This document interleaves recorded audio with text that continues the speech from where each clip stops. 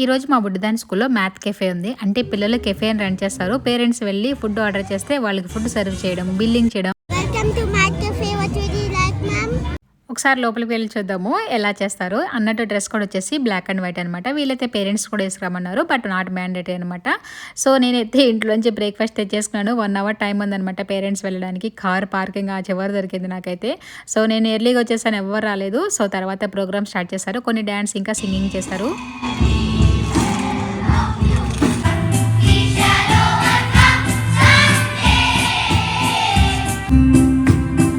గ్రౌండ్లో అయిపోయినాక ఇంకా పిల్లలు స్టార్ట్ అయ్యారు కెఫే దగ్గరికి. వీళ్ళు రెడీగా ఉన్నారు ఆర్డర్ తీసుకోవడానికి. Welcome to Math Cafe. What would you like, ma'am?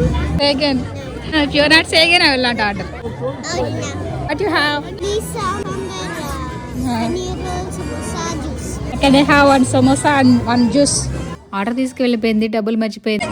Money. I thought it's free. How much? I'll give 10 dirhams. Let me see how much you give me back. Okay? Table number 2. Food దొరికిందని ఒక ఆట ఆడేసాను. మనం ఏమి order చేసామో, ఎంత money ఇచ్చామో, table number అవన్నీ note చేసుకోవాలి. ఇవన్నీ వీళ్ళు క్యాంటీన్లో తయారు చేసినవి. సో రెడీగా ఉన్నాయి అనమాట. వీళ్ళు ఎవరి టేబుల్ ఎదురుగుండగా పేరెంట్స్ వాళ్ళు కూర్చోవాలి, అంటే సెక్షన్ వారీగా. Where is my order? I order samosa right? Maybe wrong order. Thank you. కరెక్ట్గా చేంజ్ అయితే పట్టుకొచ్చింది. సో నేనైతే సమోసా ఇంకా జ్యూస్ తాగేసాను అనమాట. సో అలా బిక్కమ్మ ఫేస్ని చూస్తున్నాను. ఇంకో జ్యూస్ ఆర్డర్ చేసినా వచ్చినాక అదే తాగుతుంది.